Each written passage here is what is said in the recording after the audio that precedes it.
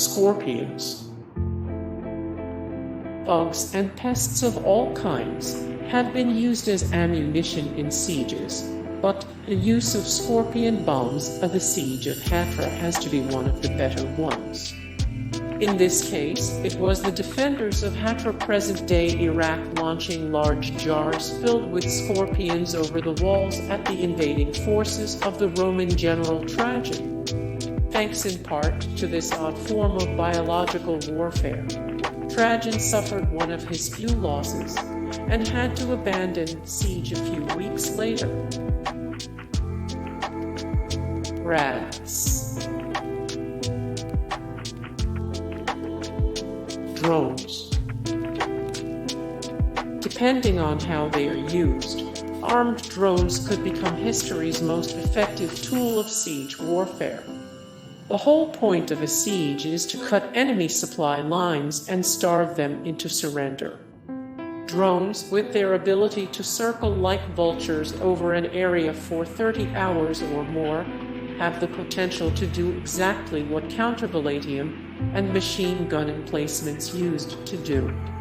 That is, to establish and do not cross a line into or out of a restricted area. Imagine 20 or 30 Hellfire missile-armed drones just wheeling lazily around a city's perimeter. Submarines. Sieges come in all sizes, and can get especially enormous when the fortification you're starving into submission is an island the size of Britain. Germany's approach to beating Britain in WW2 was siege on an international scale. Instead of building a circumvallation wall, Germany surrounded the waters of Britain with deadly U-boat wolf packs. If the Reich had succeeded in cutting England and Russia's critical supply line to America, there's no doubt they would have won the war.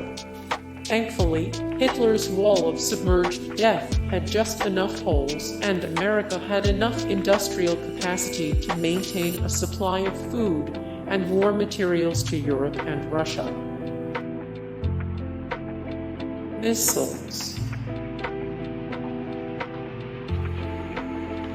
Machine guns. The global siege battle that was World War I, machine gun emplacements took the place of both arrows and circumvallation. The wall of lead served the same purpose as any other wall, keeping enemies pinned down and unable to advance.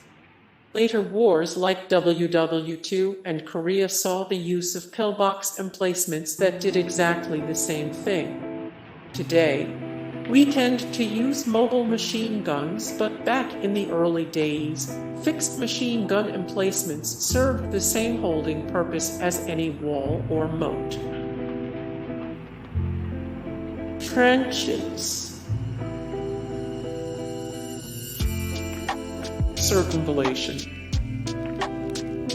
The circumvallation is a wall built around a besieged city or fortification. Erecting one is often the very first order of business for commanders laying siege to a defended location. Walling in a fortification essentially turns it to a giant prison for the besieged. More importantly, it creates a defined killing zone between the walls of the fort and any army that might venture out of the city. Plague. The oldest bioweapon known to man is plague. Not any specific kind, just whatever invaders could use to make an enemy sick, which was no easy thing to figure out in a time well before anyone understood how plague actually worked. Back in 429 B, when Athens and Sparta were at each other like Hamas and Israel, the Spartan army found that the Athenians had locked themselves inside their city, which was so packed with people that citizens were standing shoulder to shoulder in the streets. Unfortunately, a plague had entered the port and quickly spread through the city, killing 2/3 of the population in weeks. The Spartan army was too afraid to enter, eventually turning around and going home.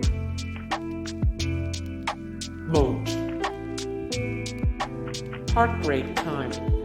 The classic image of the alligator-infested, water-filled moats you see in movies and fiction are usually just that, fiction. True, a lot of moats had water in the bottom, but only because that's usually what happens when you dig a big trench in a place where rain is a regular fact of life.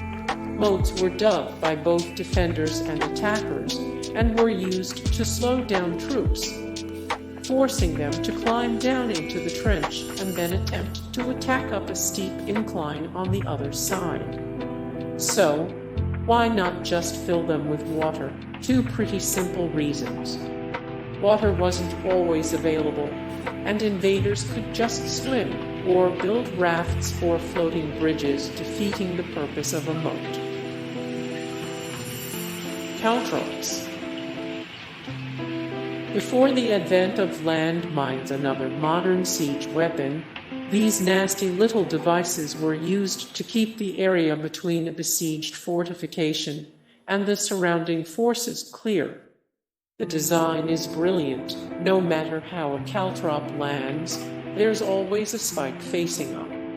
Imagine thousands of these nasty little things hiding in the grass around a city that would dissuade anyone from taking a stroll in no man's land. Fire. Infiltrators. Infiltrators have a long and proud history in the military, and ancient special ops forces turned the tide of battle many times. Some of them were traitors in their cities.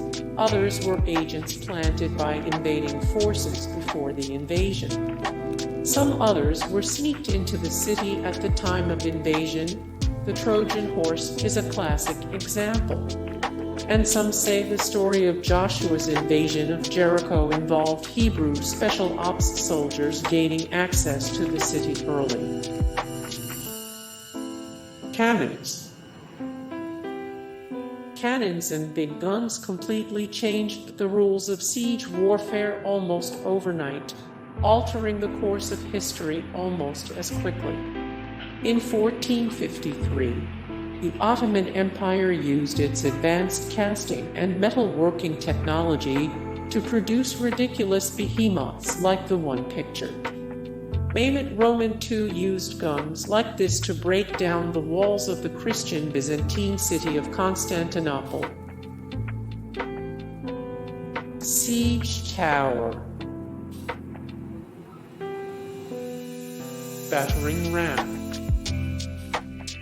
Since a Lord of the Rings reference is pretty much inevitable on this list, yes, Grant, Hammer of the Underworld was kind of a real thing. Granted, most invading armies didn't consist of orcs, and most rams weren't intricately carved, flaming wolf heads. Most were like the one pictured, logs suspended on ropes and covered by a roof to protect from arrow fire. Some had flat faces, some were pointed, and some had metal spears depending on whether they were used to batter down walls or wooden gates. And yes, some like those used by the ever-stylish Romans even had intricately molded metal rams' heads. Ballista. Hey guys, thank you so much for the support and likes and comments down below, and also thank you so much for watching, and I look forward to see you in the next video. Then take care, bye.